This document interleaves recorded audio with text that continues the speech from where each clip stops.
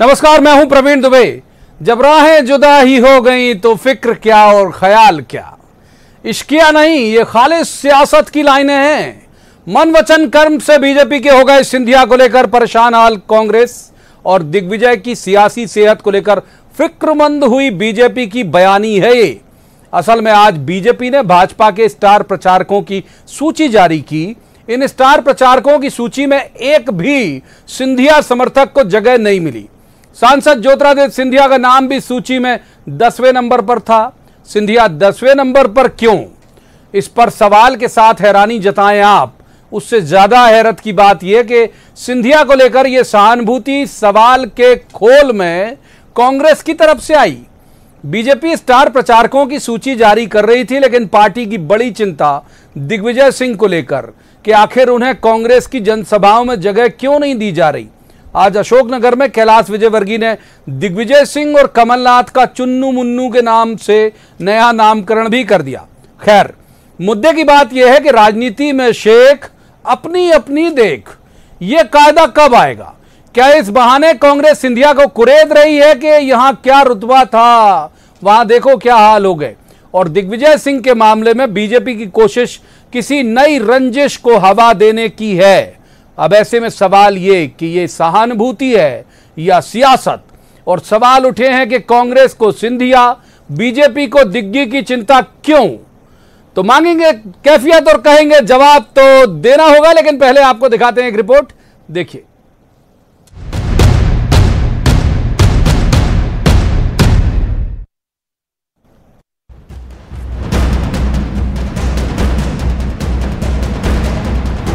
अट्ठाईस सीटों पर बीजेपी के स्टार प्रचारकों की सूची है ये। आप नंबर 1 से पढ़ रहे होंगे इसे, लेकिन कांग्रेस की निगाह सूची में सीधे 10वें नंबर पर गई। इस सवाल के साथ कि कांग्रेस में जो पार्टी का चेहरा होते थे, बीजेपी के स्टार प्रचारकों में उनका स्थान 10वें पर क्यों है? सहानुभूति भी तंज के अंदाज में आई कि ये तो बड़ी नाइंसाफी है। जिस सितारे को बड़े ढूंढ के लाए और जिसके माध्यम से सरकार गिराई और जिसका बार बार जो है सजदा करके एहसान मध्य प्रदेश की भाजपा और मुख्यमंत्री जी मानते हैं कि जे ना होते तो सरकार न बनती, उन सिंधिया को भी 10वें 15वें नंबर पर डाल रखा है स्टार समाज की प्रचारकों की सूची में।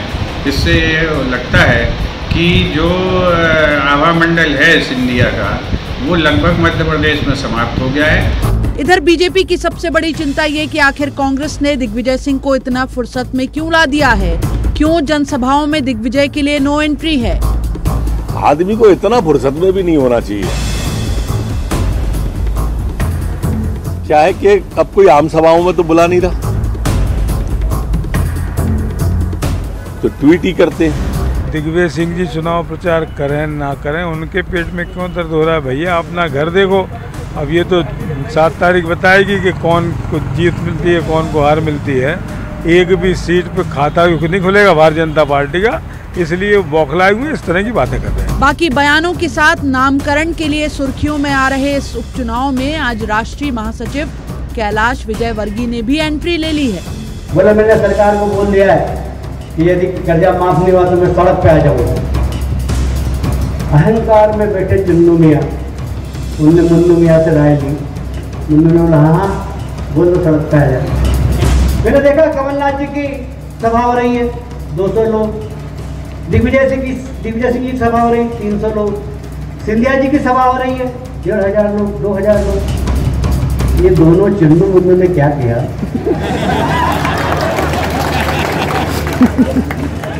एक वचन पत्र बनाया।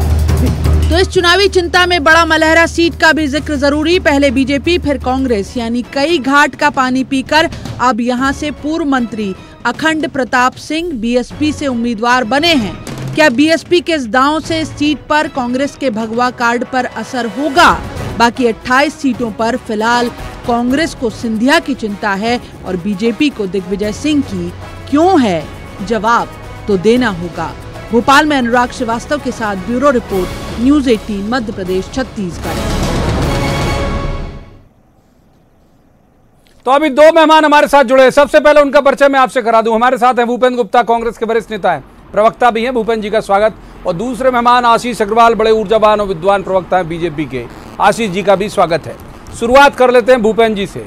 भूपेन जी, सिंधिया जी जब तक साथ थे तभी कहा जा रहा है उन्हीं के द्वारा, तब आप लोगों ने फिक्र नहीं की, अब दुबले हुए जा रहे हो आप उनके मान सम्मान को लेकर।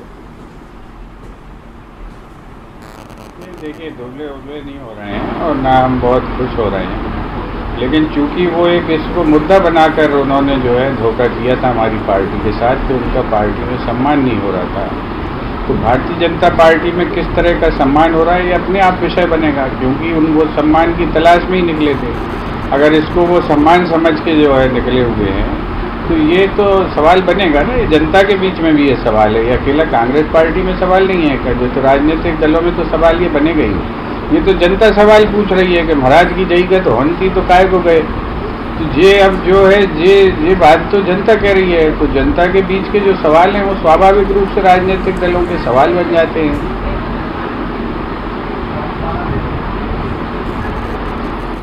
ठीक है, आशीष अग्रवाल जी का रुख कर लेते हैं। आशीष जी, ये ठीक से सम्मान नहीं कर रहे हो भाई आप लोग सिंधिया जी का, कांग्रेस दुखी है उस बात को लेकर। देखिए प्रवीण जी, मुझे बड़ा हास्यास्पद लगता है कि लोग बिना अध्ययन किए, बिना समझे हुए टीका टिप्पणी करने लगते हैं।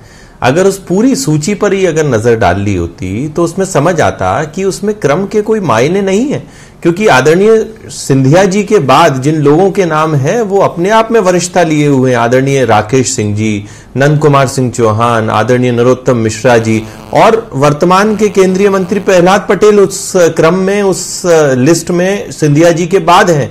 तो यह स्पष्ट रूप से बताता है कि उसका वरिष्ठता से कोई लेना देना नहीं है। वैसे भारतीय जनता पार्टी की रीति और नीति कांग्रेसी समझ भी नहीं सकते, क्योंकि संगठन इनके यहां है नहीं, खेमों में बटे हुए दल हैं, तो अपनी नजर से छिद्रान्वेषण करते हुए नजर आते हैं। और जब आते हैं तो मुझे वो शेर याद आता है कि अपने किरदार पर डाल के पर्दा वो कहते हैं कि जमाना खराब है। अरे लोग ये नहीं बता पा रहे कि दिग्विजय सिंह कहां गायब है, वो ये नहीं बता पा रहे कि उनके नए झूठे वचन पत्र में राहुल गांधी क्यों नदारद है, वो हमसे प्रश्न पूछते हैं।